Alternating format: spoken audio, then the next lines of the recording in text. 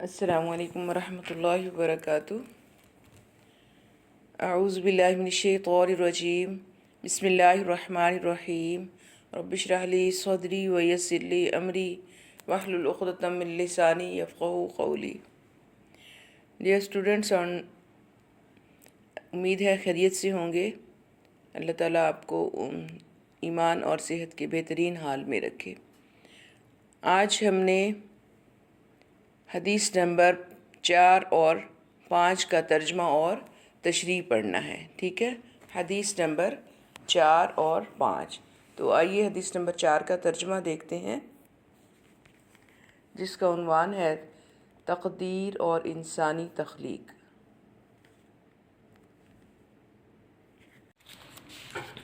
بسم اللہ الرحمن الرحیم۔ عن ابی عبد الرحمن عبداللہ بن مسعود رضی اللہ عنہ قال، روایت ہے ابی عبد الرحمن عبداللہ بن مسعود رضی اللہ تعالی عنہ سے، قال انہوں نے فرمایا، قال رسول اللہ صلی اللہ علیہ وسلم، قال حدثنا فرمایا کہ بیان کیا ہم سے رسول اللہ صلی اللہ علیہ وسلم نے، الصادق المصدوق، جو سچے ہیں اور تصدیق کرنے والے ہیں، ان احدکم، بے شک تم میں سے کوئی ایک، یجمع، کہ جمع کیا جاتا ہے، خلقہ، اس کا مادہ تخلیق، فی بطن امہ، اس کی ماں کے پیٹ میں، 40 یوماً، 40 دن تک، بے شک تم میں سے ہر ایک کا مادہ تخلیق جمع کیا جاتا ہے اس کی ماں کے پیٹ میں 40 دن تک، نطفتاً، نطفہ کی شکل میں، ثم یکون مثل ذلک، ثم پھر، یکون وہ رہتا ہے، علقۃً، ثم یکون علقۃً، پھر وہ ہو جاتا ہے جمع ہوا خون، مثل ذلک، مانند اس کے، یعنی اتنی ہی مدت تک، ثم پھر، یکون مضغۃً، پھر وہ ہو جاتا ہے مضغہ، مضغہ کہتے ہیں گوشت کے لوتھڑے کو، ٹھیک ہے؟ پھر وہ گوشت کے لوتھڑے کی شکل میں بن جاتا ہے اتنا ہی عرصہ، مثل ذالک، اتنا ہی عرصہ، ثم پھر، یرسل، بھیجا جاتا ہے، الیہ الملک، اس کی طرف ایک فرشتہ، فینفخ فیہ الروح، پس وہ بھیجتا ہے، پس وہ پھونکتا ہے، فیہ، اس میں، الروح، روح، فیؤمر باربع کلمات، پس حکم دیا جاتا ہے 4 باتوں کا، یکتب رزقہ، کہ وہ لکھتا ہے اس کا رزق، واجلہ، اور اس کی عمر، وعملہ، اور اس کا عمل، وشقی ام سعید، اور کیا وہ شقی ہے یعنی خوش بخت ہے، شقی یعنی بدبخت ہے، ام سعید، یا خوش بخت ہے، فواللہ الذی، پس قسم ہے اللہ تعالیٰ کی، وہ ذات پاک، لا الہ الا ہو، جس کے سوا کوئی معبود نہیں، ان احدکم، بے شک تم میں سے کوئی ایک، لیعمل بعمل اہل الجنت، جب عمل کرتا ہے عمل اہل جنت جیسے، تو حتی یکون بینہ و بینہا، یہاں تک کہ نہیں ہوتا درمیان اس کے، بینہ، اس کے درمیان، و بینہا، اور اس جنت کے درمیان، الا ذراع، مگر صرف 1 ہاتھ کا فاصلہ، فیسبق علیہ الکتاب، تو پس غالب آ جاتا ہے اس پر لکھا ہوا، فیعمل بعمل اہل النار، پس وہ عمل کرتا ہے عمل اہل دوزخ جیسا، فیدخلھا، پس وہ اس میں داخل ہو جاتا ہے، وَإِنَّ أَحَدَكُمْ، اور بے شک تم میں سے کوئی ایک، لیعمل بعمل اہل النار، البتہ وہ عمل کرتا ہے عمل اہل آگ جیسے، حتی ما یکون، یہاں تک کہ نہیں ہوتا، ما بینہ و بینہا، اس دوزخ کے درمیان اور اس شخص کے درمیان، الا ذراع، مگر صرف 1 ہاتھ کا فاصلہ، فیسبق علیہ، بس غالب آ جاتا ہے اس پر، الکتاب، لکھا ہوا، فیعمل، بس وہ عمل کرتا ہے، بعمل اہل الجنت، بس وہ عمل کرتا ہے عمل اہل جنت جیسا۔ فیدخلها پس وہ داخل ہو جاتا ہے اس میں۔ رواہ البخاری و مسلم، روایت ہے اس حدیث کو روایت کیا بخاری نے اور مسلم نے۔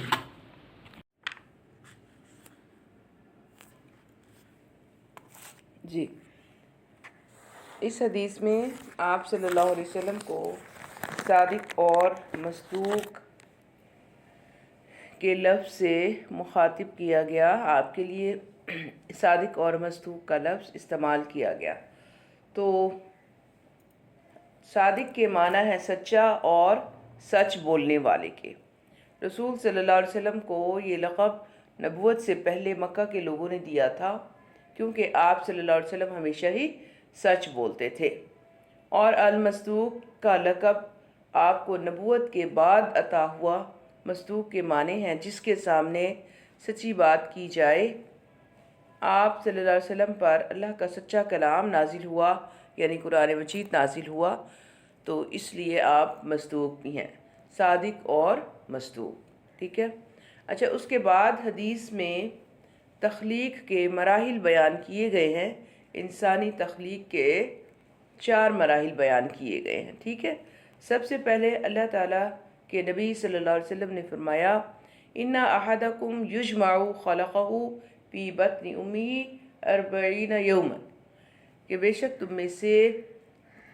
ہر شخص کا مادہ تخلیق اس کی ماں کے پیٹ میں 40 دن تک نطفہ کی شکل میں رہتا ہے، ٹھیک ہے۔ تو یہ پہلا مرحلہ ہے جس کے مطابق حدیث میں 40 دن تک ماں کے پیٹ میں مادہ تخلیق مایا کی شکل میں، یعنی نطفہ ایک پانی کے قطرے کی شکل میں رہتا ہے، اور 40 دن تک اسی حال میں رہتا ہے۔ اس کے بعد پھر یہ گوشت کی شکل علقہ جمے ہوئے خون کی شکل اختیار کر لیتا ہے، ٹھیک ہے۔ تو 40 دن تک یہ جمع ہوا خون رہتا ہے، اور اس کے بعد پھر اگلے 40 دن تک یہ مضغتاً یعنی جمع ہوا مضغتاً یعنی گوشت کا لوتھڑا، یہ اس شکل میں رہتا ہے۔ تو یہ اس طرح جو ہے 120 دن ہے، اور زندگی کے آثار اس کے بعد نمودار ہوتے ہیں، ٹھیک ہے۔ پھر اللہ تعالیٰ اللہ کے نبی صلی اللہ علیہ وسلم فرماتے ہیں ثم یرسل الیہ الملک، کہ پھر اس کی طرف ایک فرشتہ بھیجا جاتا ہے، ینفخ فیہ الروح، کہ جس میں اس کے بعد اس میں روح پھونکی جاتی ہے، یعنی 5ویں مہینے جو ہے وہ ماں کے پیٹ میں جب بچہ ہوتا ہے تو ایک فرشتہ بھیجا جاتا ہے جو اس میں روح پھونکتا ہے، اور اس کے بعد اللہ کے حکم سے وہ اس کی تقدیر لکھتا ہے۔ تقدیر میں یعنی کیا کیا چیزیں لکھتا ہے؟ 4 چیزیں لکھی جاتی ہیں، ٹھیک ہے، کہ وہ بچہ اس کا جو ماں کے پیٹ میں ہے اس کا رزق، پھر اس کی عمر، پھر اس کا عمل کہ وہ، اور پھر اس کا خوش بخت ہونا یا بدبخت ہونا۔ تو اس طرح یہ اللہ تعالیٰ کے حکم سے انسان کی تخلیق انسان یعنی ماں کے پیٹ میں تدریجاً ہوتی ہے، جیسا کہ دنیا کے باقی امور بھی درجہ بدرجہ ہوتے ہیں، تدریجاً ہوتے ہیں، تو اسی طرح انسان کی تخلیق بھی تدریجاً ہوتی ہے، ٹھیک ہے۔ اچھا، اب ہم دیکھتے ہیں کہ حدیث میں خوش بخت یا کم بخت جو کہا گیا، بدبخت جس کو کہا گیا، وہ کون لوگ ہیں، ٹھیک ہے۔ تو حدیث کے اس حصے میں اللہ کے نبی صلی اللہ علیہ وسلم نے فرمایا کہ نیک بخت وہ لوگ ہیں جن کا انجام اچھا ہے، اور جو شقی ہے یعنی نیک بخت کو سعید کہا گیا، اور جس کا انجام اچھا نہیں ہے اس کو شقی کہا گیا، بدبخت، ٹھیک ہے۔ تو اب آگے حدیث کے آخری حصے میں اس کی تشریح بھی کی گئی ہے، مزید وضاحت کی گئی ہے کہ اللہ کے نبی صلی اللہ علیہ وسلم نے فرمایا کہ ایک شخص عمل کرتا رہتا ہے یہاں تک کہ اس پر دیکھنے میں ایسے لگتا ہے کہ یہ اس قدر نیک شخص ہے کہ اس پر جنت واجب ہو گئی ہوگی، حالانکہ وہ नेक अमल करता रहता है हत्ता कि जन्नत के करीब हो जाता है, तो फिर उसका लिखा हुआ गालिब आ जाता है और वो कोई ऐसे बुरे अमल का मुर्तकिब हो जाता है जिसकी वजह से जहन्नुम उसका ठिकाना करार पाता है। जबकि एक और शख्स इसके बरक्स जो है वो बुरे अमल करता रहता है, यहाँ तक कि वो महसूस ऐसे होता है कि ये जहन्नम में चला जाएगा, लेकिन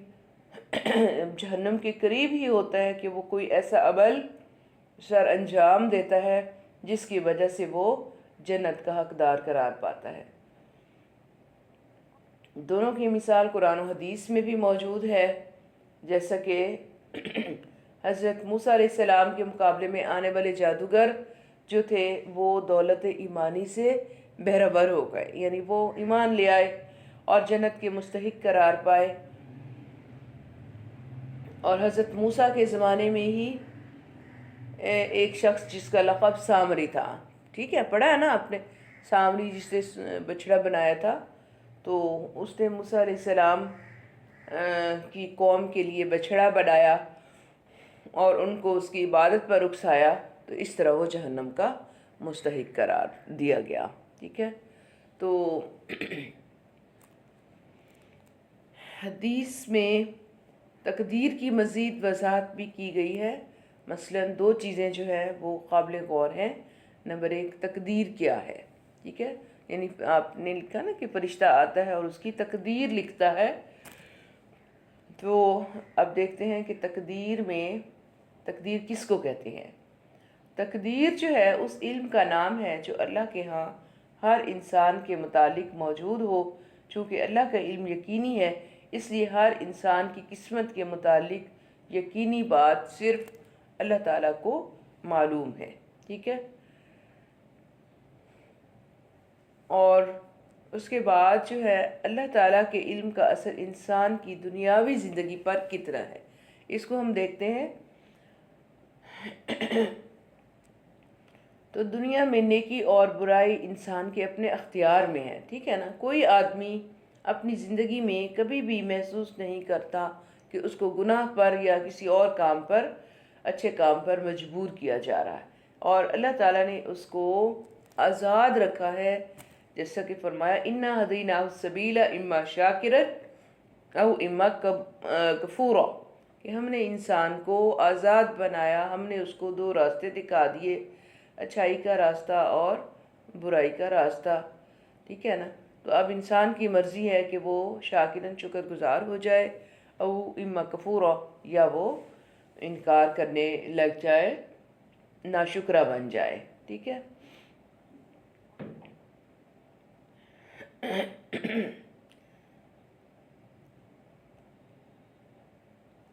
अब इंसान के अंदर अल्लाह ताला ने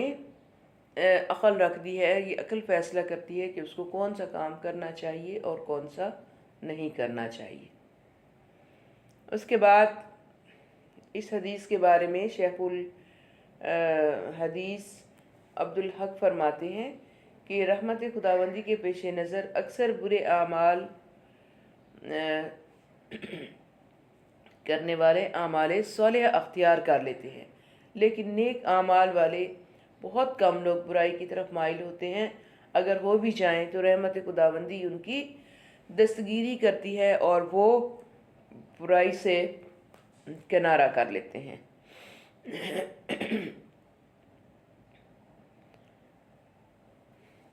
तो इस हदीस से हमें सबक मिलता है कि नेक आमाल करने वाला कभी बुरे आमाल करता है और वो दोज़ख में चला जाता है, और बुरे आमाल करने वाला कभी नेक आमाल कर लेता है और वो जन्नत में चला जाता है। तो इसलिए इंसान को अपने आमाल पर गरूर नहीं करना चाहिए, फ़ख्र तकब्बुर नहीं करना चाहिए, और ना ही उसको अगर कोई गुनाह सरज़द हो जाए तो उसको मायूस होना चाहिए कि अल्लाह ताला की रहमत जो है वो बहुत करीब है। अल्लाह की रहमत से गुनाहगार भी बख्शे जा सकते हैं, जन्नत में जा सकते हैं, बशर्त ये कि वो गुनाह से तौबा कर लें और नेक आमाल कर लें। और इस हदीस से हमें पता चलता है कि किसी के बुरे आमाल को देखकर हमें فیصلہ نہیں کرنا چاہیے کہ یہ جنت میں جائے گا یا دوزخ میں جائے گا، کیونکہ اس کا حقیقی علم اللہ تعالیٰ ہی کو ہے۔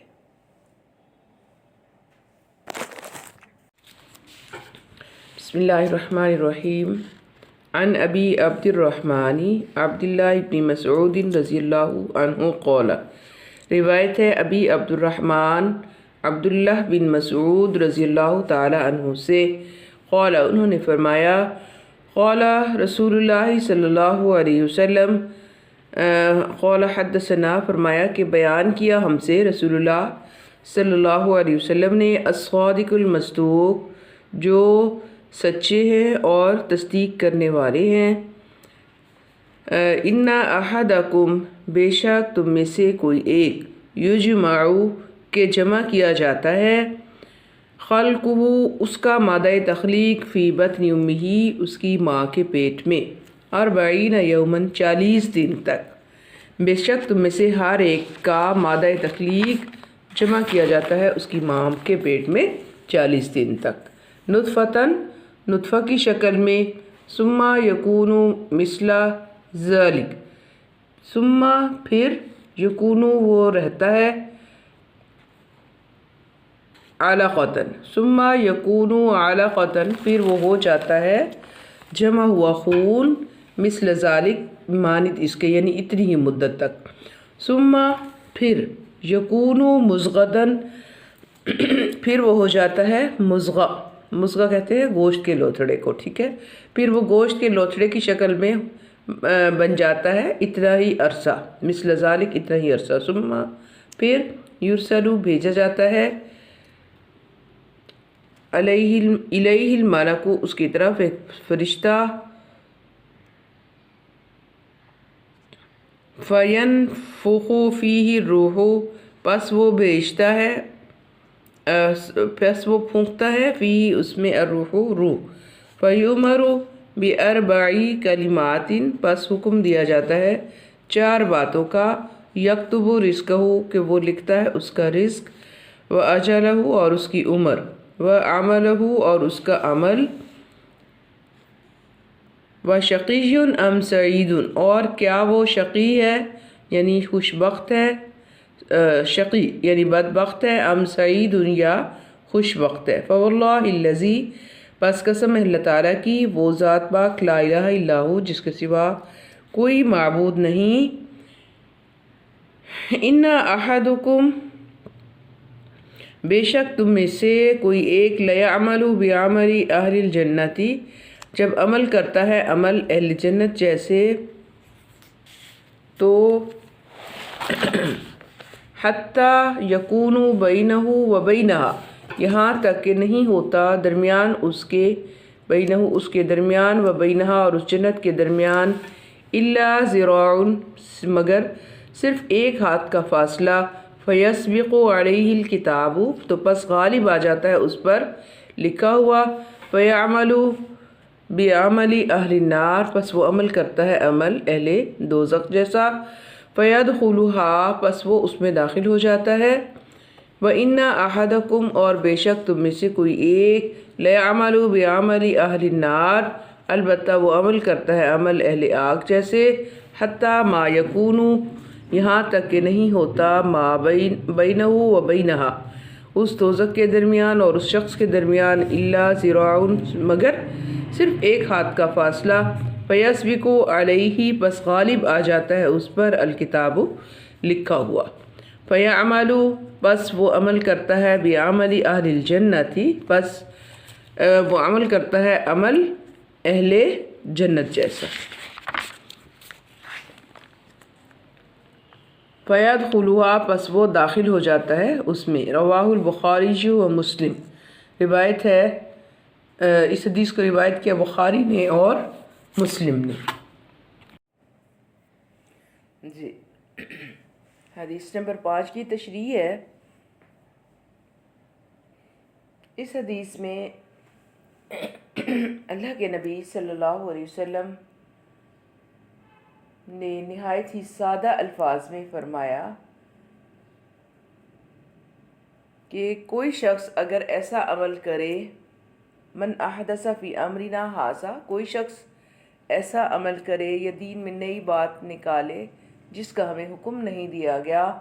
ما لیس منہ، جو اس میں سے نہیں ہے، یعنی اس دین میں سے نہیں ہے،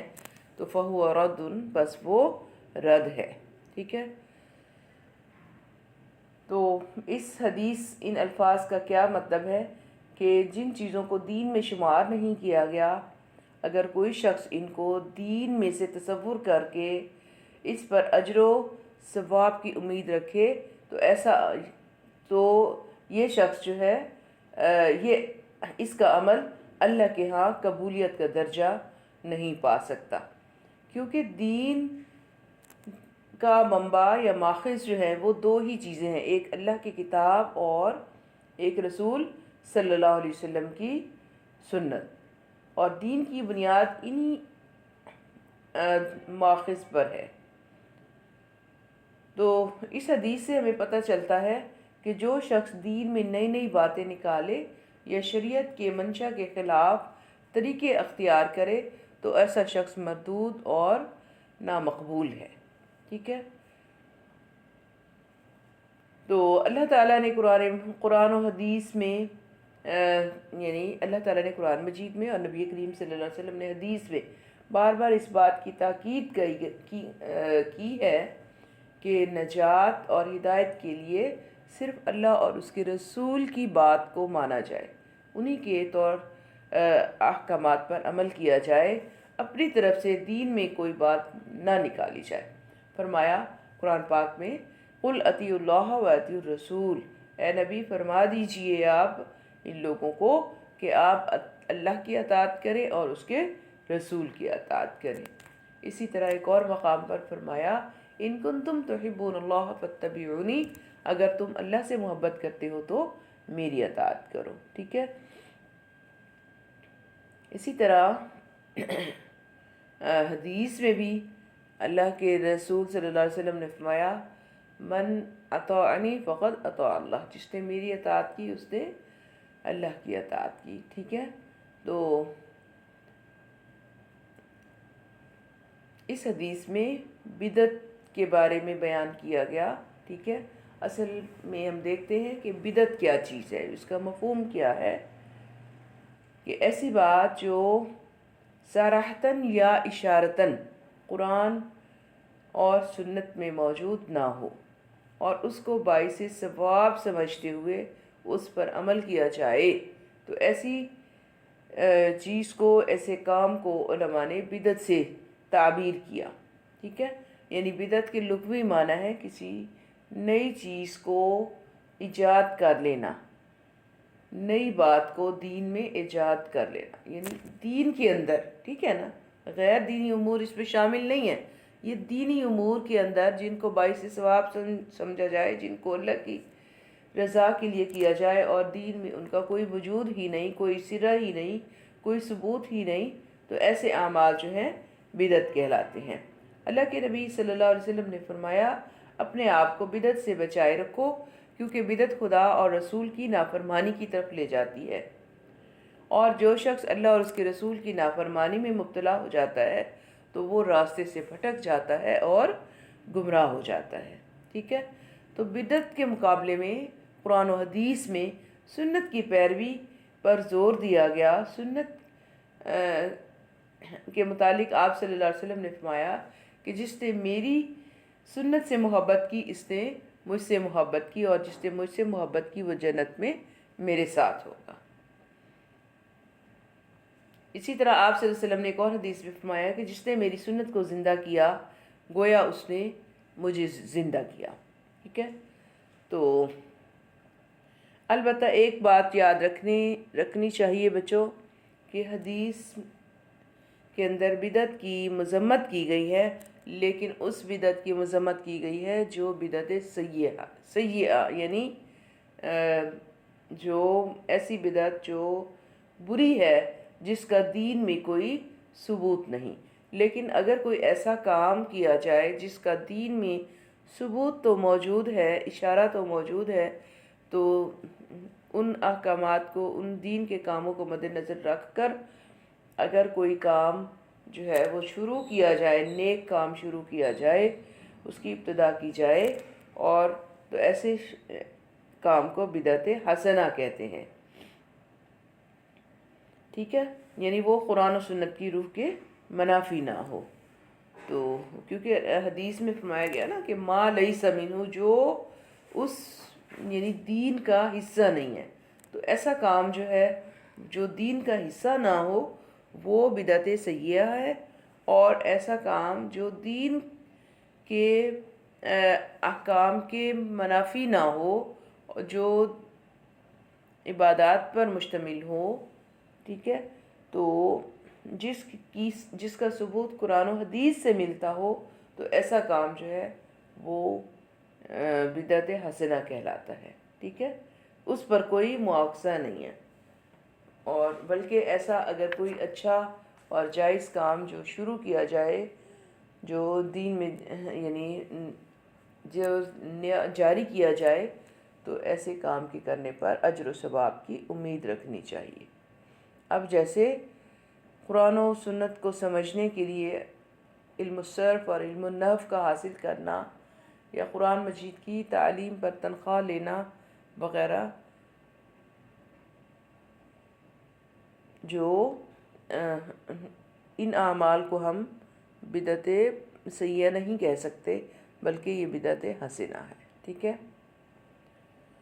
تو بدعت کے بہت زیادہ جو نقصانات ہیں، امت مسلمہ کے اتحاد میں اس کی وجہ سے رکھنے پڑ گئے، اور مسلمان آپس میں لڑنے جھگڑنے لگ جاتے ہیں، اور بدعت کی وجہ سے نئے نئے فرقے وجود میں آتے ہیں، اور دین کی تعظیم دلوں سے اٹھ جاتی ہے۔ تو اس لیے قرآن و حدیث میں بدعت کی بہت زیادہ مذمت کی گئی ہے۔ تو آج کل تو بہت زیادہ جو ہے بدعتیں دین میں نکال لی گئی ہیں، جاری کر دی گئی ہیں، تو ہمیں کوشش کرنی چاہیے کہ بدعت سے بچیں، اور کوئی بھی کام کسی کو کرتے ہوئے دیکھیں تو پہلے ہم اس کی قرآن و حدیث سے اس کی سند معلوم کریں، علماء کرام جو مستند علماء کرام ہیں ان سے